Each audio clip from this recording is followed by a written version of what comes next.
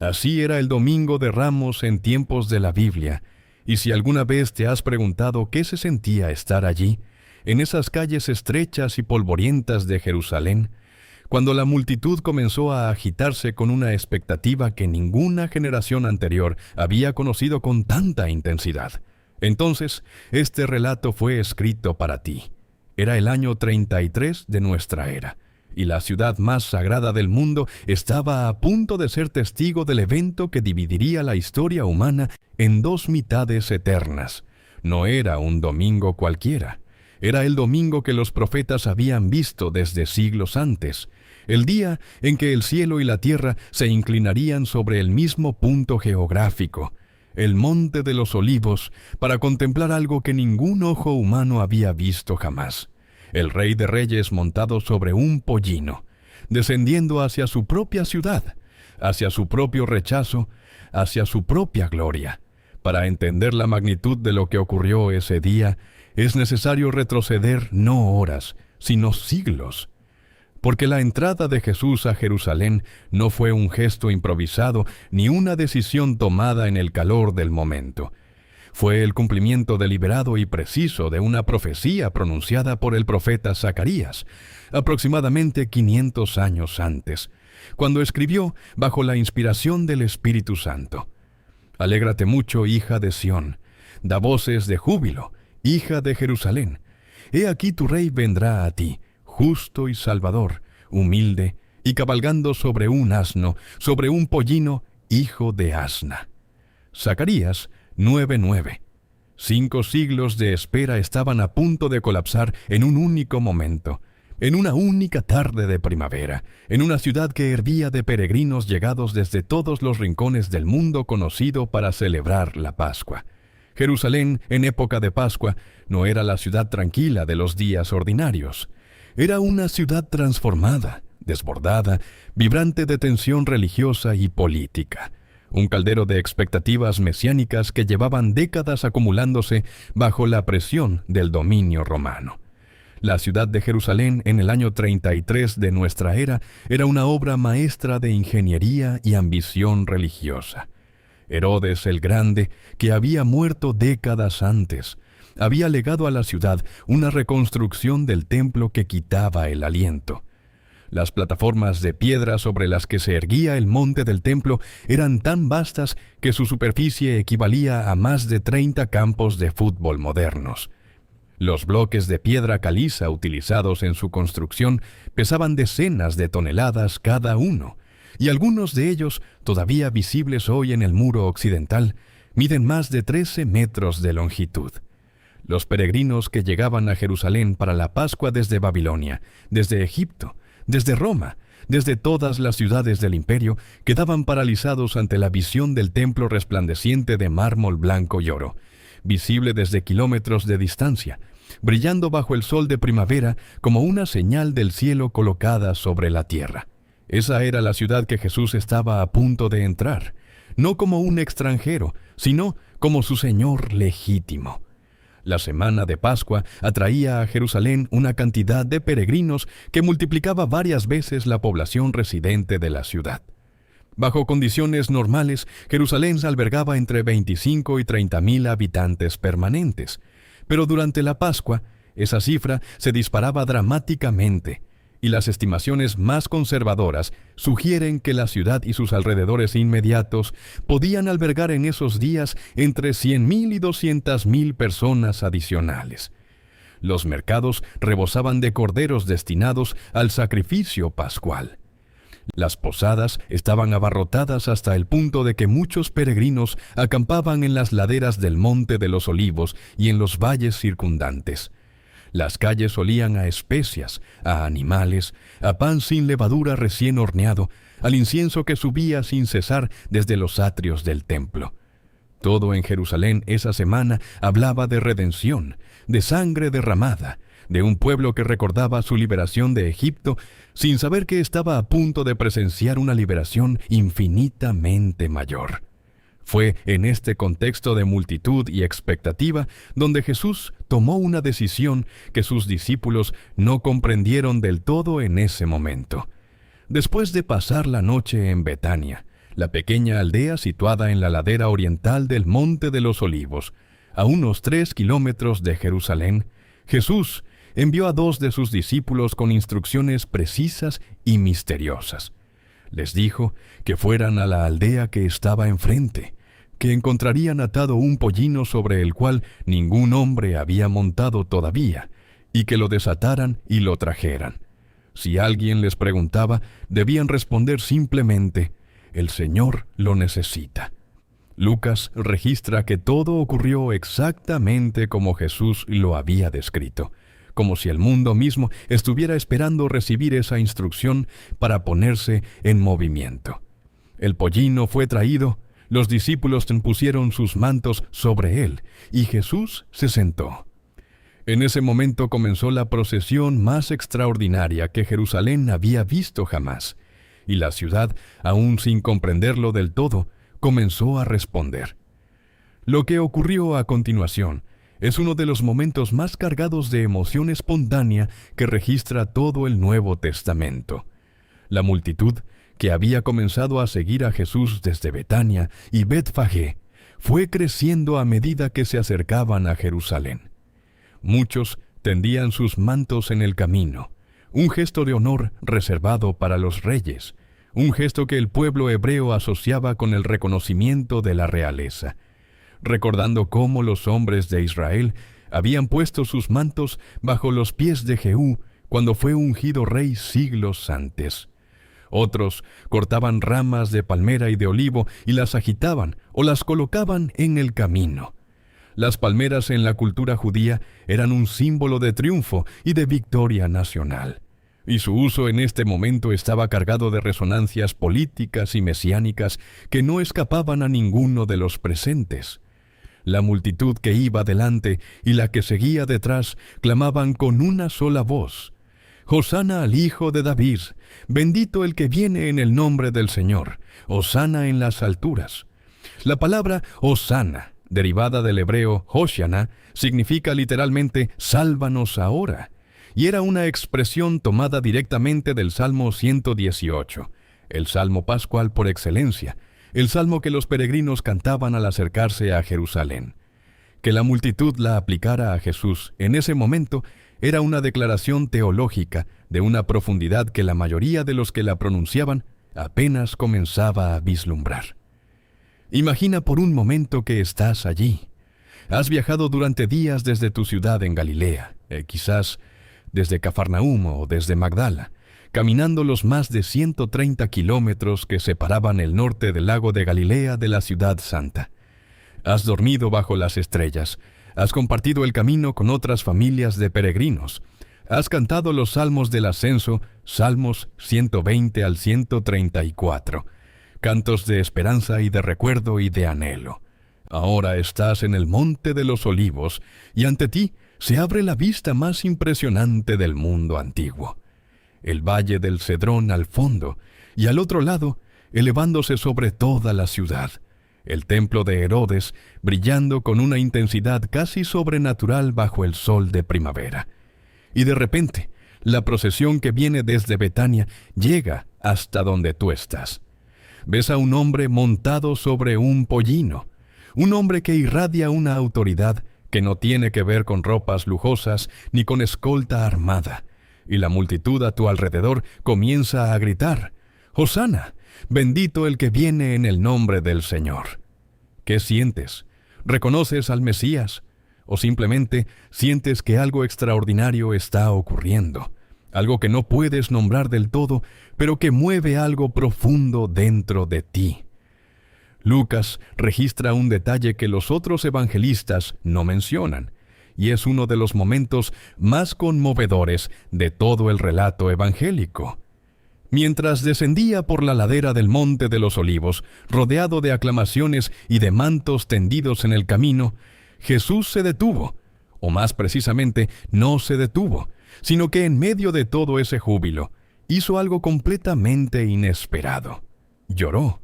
El texto griego usa el verbo eklien, que describe un llanto profundo, un llanto con sollozos, no una lágrima discreta, sino una expresión de dolor visceral y genuino. Y mientras lloraba, habló a la ciudad como si la ciudad pudiera escucharle, como si Jerusalén fuera una persona amada que estaba tomando una decisión fatal. Oh, si también tú conocieses, a lo menos en este tu día, lo que es para tu paz. Mas ahora está encubierto de tus ojos, porque vendrán días sobre ti, cuando tus enemigos te rodearán con vallado, y te sitiarán, y por todas partes te estrecharán, y te derribarán a tierra, y a tus hijos dentro de ti. Y no dejarán en ti piedra sobre piedra, por cuanto no conociste el tiempo de tu visitación. Lucas 19:42-44. En menos de 40 años, exactamente eso ocurriría. Las legiones romanas bajo el mando de Tito rodearían Jerusalén en el año 70 de nuestra era. Demolerían el templo hasta sus cimientos, y el sufrimiento de la ciudad sería de una magnitud que los historiadores de la antigüedad describirían con horror. Jesús lo sabía, lo veía, y le dolía con una intensidad que no cabía en las palabras, sino solo en las lágrimas. El contraste entre el llanto del Señor y los gritos de hosana de la multitud es uno de los más poderosos de toda la narrativa bíblica. Aquí está el rey entrando en su ciudad, y mientras la multitud celebra, él llora.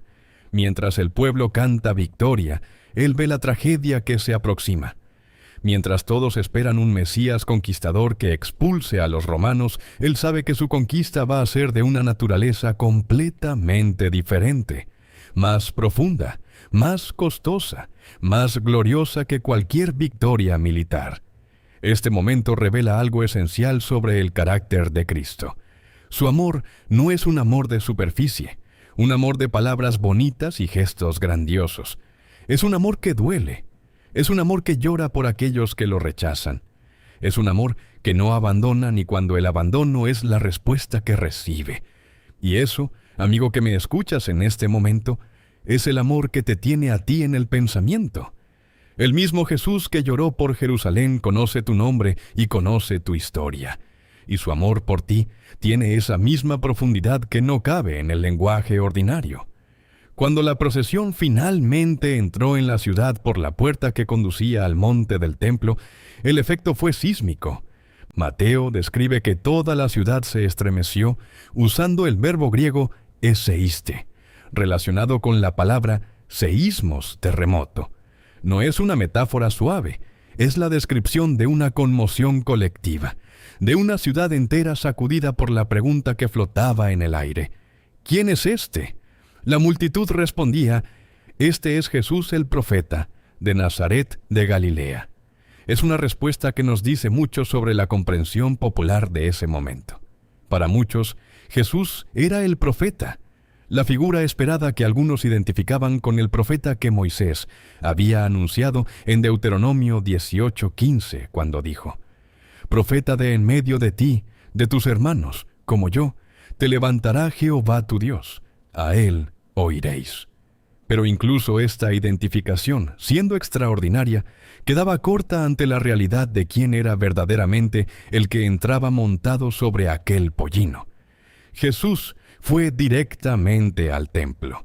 No fue al palacio de Herodes, no fue a la residencia del sumo sacerdote, no fue al pretorio romano, fue al templo, porque el templo era el corazón de Israel, el lugar donde el cielo y la tierra se encontraban, el lugar donde el nombre de Dios habitaba de manera especial desde los tiempos de Salomón. Y lo que encontró allí lo llevó a una acción que escandalizó a los líderes religiosos y que quedó grabada en la memoria colectiva de los que lo presenciaron. Los atrios del templo, específicamente el atrio de los gentiles, el espacio más exterior del complejo sagrado, habían sido convertidos en un mercado ruidoso y abiertamente comercial. Allí se vendían palomas y bueyes y ovejas para los sacrificios. Allí operaban los cambistas que convertían la moneda romana en la moneda del templo necesaria para pagar el impuesto anual del medio ciclo. Y allí, el ruido y el hedor y el tumulto comercial hacían casi imposible cualquier aproximación a la oración. Jesús volcó las mesas de los cambistas y los asientos de los que vendían palomas, y los expulsó, declarando, «Escrito está, mi casa, casa de oración será llamada, mas vosotros la habéis hecho cueva de ladrones. Mateo 21:13. Esta no era una reacción impulsiva, era un acto profético, una declaración del Señor del templo reclamando su propiedad, limpiando lo que pertenecía a su Padre de todo lo que profanaba su propósito original. Los sumos sacerdotes y los escribas, al ver estas cosas y al escuchar a los niños que seguían gritando en el templo, «Hosana al Hijo de David», se indignaron profundamente. Preguntaron a Jesús si oía lo que aquellos decían, y él respondió con una cita del Salmo 8. «¿Nunca leísteis? De la boca de los niños y de los que maman perfeccionaste la alabanza». Mateo 21:16. Hay algo profundamente significativo en este detalle. Los expertos de la ley, los guardianes profesionales de las Escrituras, no reconocieron al que las Escrituras anunciaban. Pero los niños, con su intuición sin contaminar por el orgullo intelectual y la agenda política, seguían clamando el nombre del que merecía toda alabanza. El reino de Dios, como Jesús mismo enseñó en múltiples ocasiones, se revela a los que tienen corazón de niño, a los que no tienen demasiado que perder para poder recibir la verdad. Para comprender el peso completo de ese día, es necesario entender qué significaba la Pascua en el corazón de cada israelita que estaba en Jerusalén. La Pascua no era simplemente una conmemoración histórica, una celebración del pasado como podría serlo cualquier fiesta nacional. Era una experiencia viva, una participación presente en el evento fundacional de la identidad de Israel. Cuando una familia judía se reunía para el Seder pascual, cuando el padre respondía a la pregunta del hijo más joven, cuando se comían las hierbas amargas que recordaban la amargura de la esclavitud, cuando se bebían las 4 copas de vino que representaban las 4 promesas de Éxodo 6:6-7, toda esa liturgia estaba diseñada para hacer que cada israelita sintiera que él mismo había salido de Egipto, que él mismo había pasado por el Mar Rojo, que él mismo había recibido la libertad de la mano de Dios. Era una memoria encarnada, una identidad vivida, una promesa de que el mismo Dios que había actuado entonces seguía actuando ahora. Y en ese contexto, la entrada de Jesús era una declaración que quienes tuvieran oídos para escuchar podrían comprender. El verdadero Cordero Pascual acababa de entrar en Jerusalén. 4 días después, en el mismo momento en que los sacerdotes degollaban los corderos para la Pascua en los atrios del templo, él sería ofrecido en el Gólgota. El Cordero Pascual, según las instrucciones detalladas de Éxodo 12, debía ser separado del rebaño el 10º día del mes de Nisán. Debía ser examinado durante 4 días para verificar que era sin mancha y sin defecto, y debía ser sacrificado en la tarde del 14º día. Pues bien, el Domingo de Ramos, el día de la entrada triunfal, fue el 10º de Nisán. A partir de ese día, durante los 4 días siguientes, Jesús estuvo en Jerusalén siendo interrogado y examinado continuamente por los fariseos, por los saduceos, por los herodianos, por los escribas, por el sumo sacerdote, por Pilato, por Herodes Antipas, y ninguno de ellos pudo encontrar en él ningún cargo legítimo, ninguna mancha, ningún defecto. El testimonio involuntario de sus enemigos fue el mismo que el del sistema levítico. El cordero es sin defecto, y el 14º de Nisán en la tarde fue sacrificado. La correspondencia no es accidental, es la firma de Dios sobre la historia, la demostración de que ningún detalle de la salvación fue dejado al azar, que cada elemento del sistema sacrificial israelita era una sombra proyectada hacia adelante por la realidad de Cristo. La palma que la multitud agitó ese domingo no era simplemente una rama decorativa. En el mundo del primer siglo, la palmera datilera era el símbolo nacional de Israel, de una manera que podemos comparar con lo que la bandera representa para una nación moderna. Aparecía en las monedas acuñadas durante períodos de independencia judía, adornaba los capiteles del templo de Herodes. Los libros de los Macabeos describen cómo el pueblo de Jerusalén agitó ramas de palmera cuando Simón Macabeo reconquistó la ciudad de manos de los Seleucidas en el año 141 a.C. Cuando la multitud del Domingo de Ramos agitó palmas, estaba haciendo una declaración política y religiosa simultánea. Estaba aclamando a alguien como libertador nacional, como restaurador de la grandeza de Israel. La ironía profunda del momento es que Jesús sí era todo eso, solo que la libertad que traía y la grandeza que restauraba eran de un orden incomparablemente superior al que imaginaban sus aclamadores. El camino que Jesús recorrió ese domingo desde Betania hasta el templo nos permite reconstruir la geografía de su pasión con una precisión notable. Betania, llamada en árabe moderno al-Eizariyya, en honor a Lázaro, cuya tumba se identifica allí hasta el día de hoy, se encuentra a unos 3 kilómetros al este de Jerusalén, en la ladera del Monte de los Olivos que mira hacia el desierto de Judea y hacia el valle del Jordán. El camino desde Betania hacia Jerusalén sube primero hacia la cumbre del Monte de los Olivos, donde en determinado punto se abre repentinamente una de las vistas más dramáticas del mundo antiguo, el Valle del Cedrón de frente, y al otro lado, el templo de Herodes dominando la colina del templo con una magnificencia que ninguna descripción puede capturar del todo. Es precisamente en ese punto, en la cumbre del Monte de los Olivos, donde Lucas ubica el llanto de Jesús sobre Jerusalén. Él vio la ciudad, la vio completa, esplendorosa, dorada bajo el sol de primavera, y lloró por ella.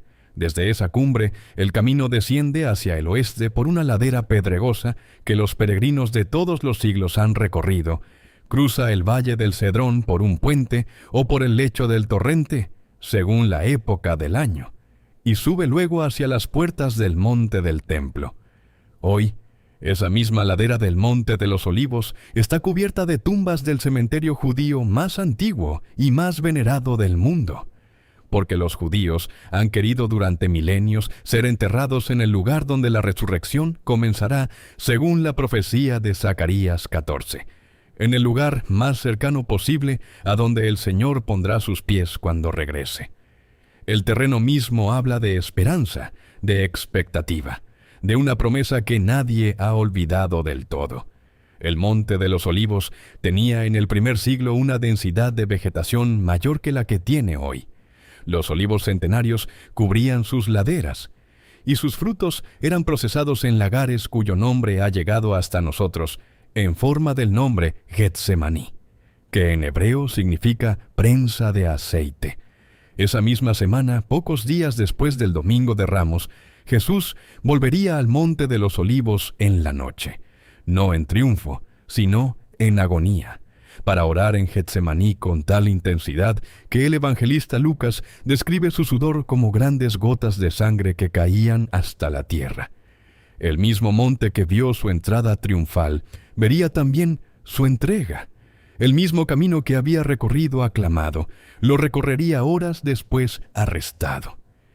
El Domingo de Ramos y la noche de Getsemaní son los dos polos entre los que se tensa la semana más importante de la historia humana. ¿Sabías que hay un detalle en la entrada de Jesús a Jerusalén que muchos lectores de los Evangelios pasan por alto?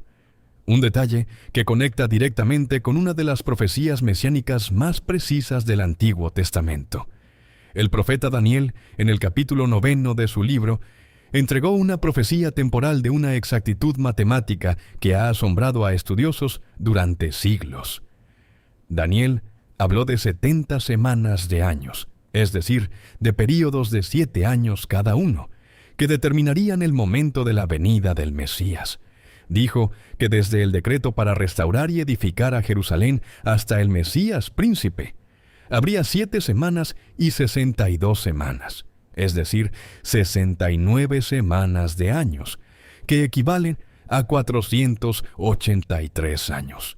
El decreto al que Daniel hacía referencia fue emitido por el rey persa Artajerjes en el mes de Nisán del año 445 a.C., según el registro de Nehemías 2, 1 a 8. Si se aplica el cálculo con el año profético de 360 días que Daniel estaba utilizando, el resultado cae con una precisión que paraliza en el Domingo de Ramos del año 33 de nuestra era, el día en que Jesús entró a Jerusalén proclamado como Mesías por primera y única vez en su ministerio público. Dios no solo prometió que vendría el Mesías, prometió exactamente cuándo, y cumplió su promesa al día. Cuando la multitud agitaba sus palmas y gritaba «Hosana», estaba usando palabras del Salmo 118, uno de los grandes salmos Hallel, que se cantaban durante la Pascua. Los versículos 25 y 26 dicen: «Oh Jehová, sálvanos ahora, te ruego. Oh Jehová, te ruego que nos hagas prosperar ahora. Bendito el que viene en el nombre de Jehová. Desde la casa de Jehová os bendecimos». Este salmo era bien conocido por todos los presentes. Lo habían cantado toda su vida. Lo asociaban con la liberación divina, con la fidelidad de Dios, con la esperanza de la restauración. Pero ese domingo, por primera vez en la historia, esas palabras encontraron su referente definitivo. No eran simplemente una oración de esperanza general. Eran el reconocimiento, consciente o no, de que el que venía en nombre del Señor estaba allí mismo, montado sobre aquel pollino, descendiendo por la ladera del Monte de los Olivos hacia la ciudad que lo mataría y que él salvaría al mismo tiempo. Los fariseos que presenciaban la escena estaban profundamente perturbados. Lucas registra que algunos de ellos pidieron a Jesús que reprendiera a sus discípulos por lo que clamaban, a lo que él respondió con una de las frases más poderosas de todos los evangelios: «Os digo que si éstos callaran, las piedras clamarían». Lucas 19:40. Hay una teología enorme comprimida en esa frase. La creación entera estaba aguardando ese momento. El cosmos había sido diseñado para ese día. Si los seres humanos se negaban a reconocer al Creador que entraba en su creación, la creación misma encontraría voz para hacerlo. La roca sobre la que Jerusalén había sido construida, el mismo monte Moria donde Abraham había llevado a su hijo Isaac y donde Dios había provisto el cordero, habría gritado de alegría si las gargantas humanas hubieran callado. Nada ni nadie podía detener el reconocimiento del que llegaba. ¿Qué ocurría en las calles de Jerusalén ese domingo mientras la procesión descendía del Monte de los Olivos? Las calles de la ciudad en el primer siglo eran estrechas, pavimentadas con piedra caliza local, bordeadas de tiendas y casas que se apilaban unas sobre otras en la forma característica de las ciudades mediterráneas antiguas. El sonido viajaba de manera particular en ese entorno urbano denso. Los gritos de la multitud que venía desde el Monte de los Olivos habrían llegado a los habitantes de Jerusalén antes de que pudieran ver lo que estaba ocurriendo, creando una anticipación auditiva que habría llevado a miles de personas a salir a las calles o a asomarse a las ventanas y a las azoteas.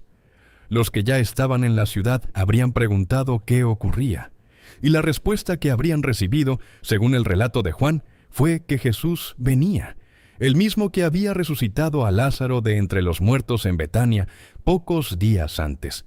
Ese milagro había sacudido profundamente a toda la región, y muchos de los que salieron a recibirlo ese domingo lo hacían porque habían escuchado el testimonio directo de quienes habían visto a Lázaro salir de la tumba.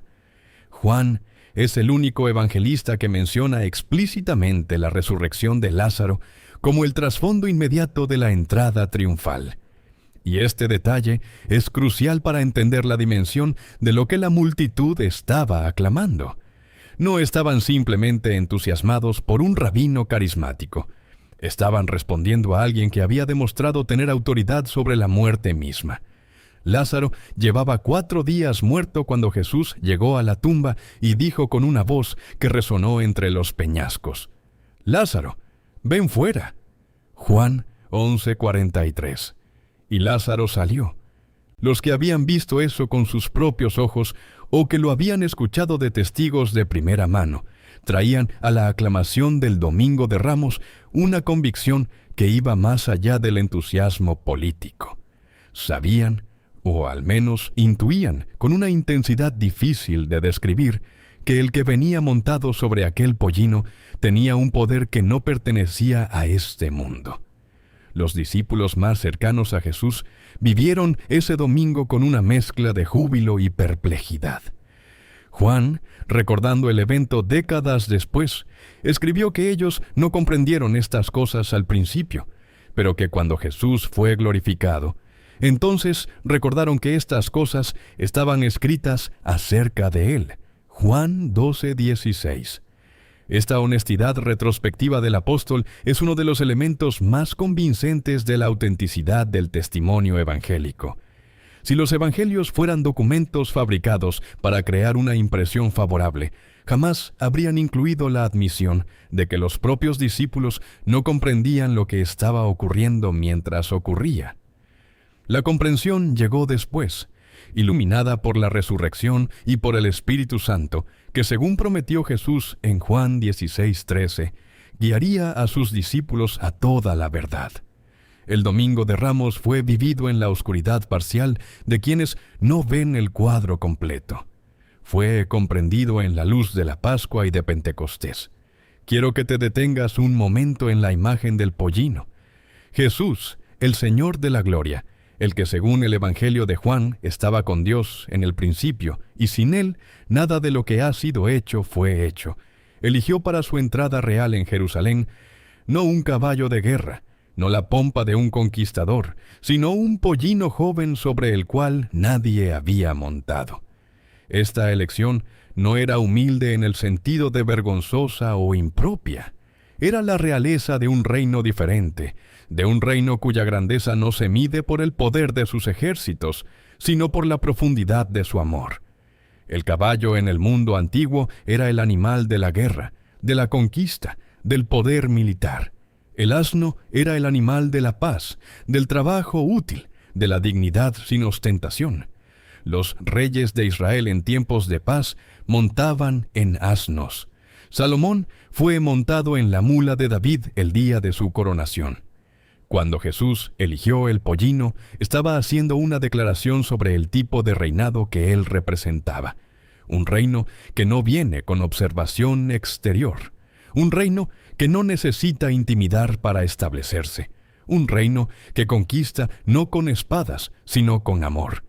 Y luego está el detalle de que nadie había montado antes sobre ese pollino.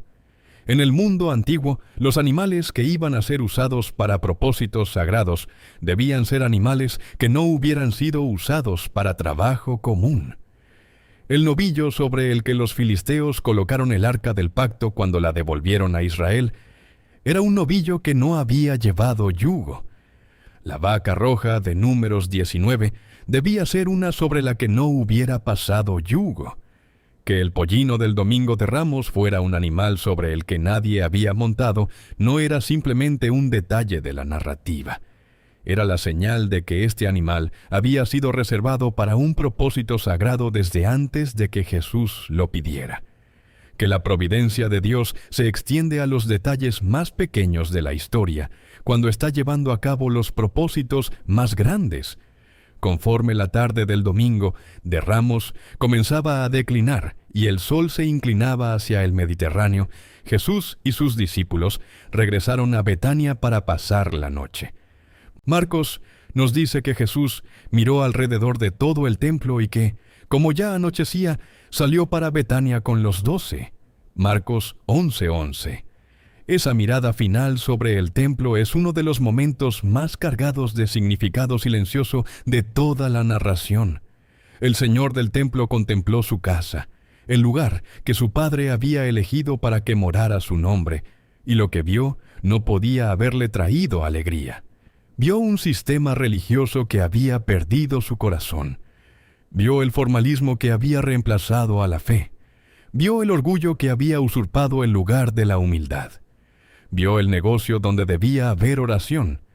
Y vio líderes que conducían al pueblo hacia la muerte espiritual, mientras se consideraban a sí mismos los guardianes de la vida.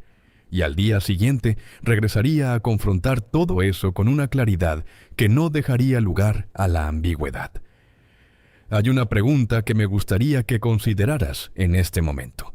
Una pregunta que surge naturalmente de todo lo que hemos contemplado juntos sobre ese día extraordinario. Si Jesús entrara hoy en tu ciudad, en tu barrio, en tu iglesia, en el espacio de tu vida cotidiana, ¿lo reconocerías? No al Jesús de las imágenes piadosas o de los sermones familiares, sino al Jesús real, el que llora por las ciudades que lo rechazan, el que voltea las mesas de lo que profana el espacio del Espíritu, el que llega de maneras inesperadas y sobre monturas que nadie hubiera elegido para un rey. ¿Seguirías aclamándolo cuando la celebración del domingo se convirtiera en el costo del viernes? Esa es la pregunta que el Domingo de Ramos nos hace a todos. Y me gustaría que la dejaras en los comentarios. ¿Qué significó para ti hoy redescubrir ese momento? ¿Y qué es lo que más te impactó de la entrada de Jesús a Jerusalén? El Domingo de Ramos no fue el final de nada. Fue el comienzo de la semana que lo cambiaría todo. Cada día que siguió llevó a Jesús más cerca del propósito por el cual había venido, más cerca de la hora que él mismo llamó su hora, más cerca del momento en que el Cordero de Dios, que quita el pecado del mundo, sería ofrecido en el altar de la cruz. La entrada triunfal fue la obertura de la sinfonía más gloriosa que jamás haya sonado en el universo. La sinfonía de la redención, que comenzó en Betlehem y encontró su clímax en el Gólgota y su resolución final en el jardín vacío de la resurrección. Cada hosana que se gritó ese domingo era una nota de esa sinfonía que todavía resuena, que resonará por toda la eternidad. Porque Apocalipsis 5:12 nos permite escuchar lo que ocurrirá en el cielo. El Cordero que fue inmolado es digno de tomar el poder, las riquezas, la sabiduría, la fortaleza, la honra, la gloria y la alabanza. Lo que la multitud del Domingo de Ramos intuyó imperfectamente, la multitud del cielo lo proclamará con una claridad y con una plenitud que ningún lenguaje humano puede anticipar del todo. Hay algo más que quiero que veas antes de concluir, y es la manera en que el Domingo de Ramos ilumina el tema de la segunda venida de Cristo. Zacarías, el profeta que anunció la entrada sobre el pollino, también anunció otra entrada. Una entrada que todavía no ha ocurrido, pero que está prometida con la misma certeza con que la primera fue cumplida. En Zacarías 14:4 leemos: «Y se afirmarán sus pies en aquel día sobre el monte de los olivos, que está enfrente de Jerusalén al oriente, y el monte de los olivos se partirá por en medio, hacia el oriente y hacia el occidente, haciendo un valle muy grande». La primera vez, Jesús bajó por el monte de los olivos sobre un pollino en medio de hosanas. La próxima vez, sus pies se posarán sobre la cumbre del mismo monte, pero no como el cordero humilde, sino como el león de Judá, no como el que viene a ser rechazado, sino como el que viene a reinar. El mismo monte, el mismo Jesús, una gloria incomparablemente mayor. Y esa venida no es un símbolo ni una metáfora, es una promesa tan literal como lo fue la primera, y se cumplirá con la misma precisión con que se cumplió la profecía de Daniel sobre el día exacto de la entrada triunfal. Mientras tanto, tú y yo vivimos entre esas dos entradas. Vivimos en el espacio que los teólogos llaman el ya, pero todavía no. En el tiempo donde la redención ya fue consumada en la cruz y en la resurrección, pero donde la restauración final de todas las cosas todavía aguarda su momento. Vivimos en el tiempo donde el Señor que entró a Jerusalén en Domingo de Ramos reina a la diestra del Padre, intercediendo por nosotros, y donde el Espíritu Santo que Él envió habita en todos los que han recibido su salvación como un depósito y una garantía de lo que vendrá. Vivir entre esas dos entradas no es un tiempo de espera pasiva. Es un tiempo de misión, de proclamación, de ser nosotros mismos los que salimos al camino a anunciar que el Rey viene, que la entrada de Cristo no fue solo para Jerusalén del año 33 de nuestra era, sino para cada corazón que lo recibe, que el hosana que la multitud gritó sobre el monte de los olivos puede resonar hoy en tu vida con la misma frescura con que resonó aquel domingo de primavera.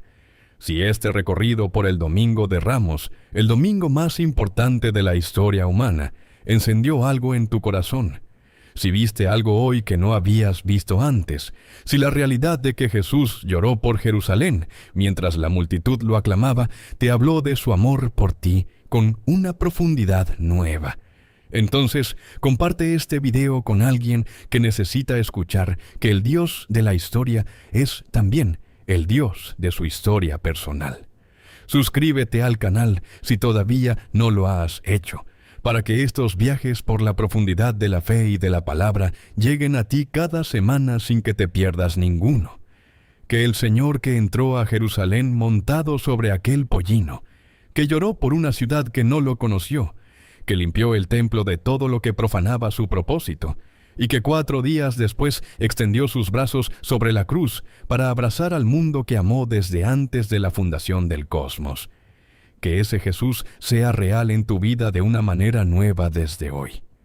Que sus lágrimas por Jerusalén te hablen de sus lágrimas de amor por ti.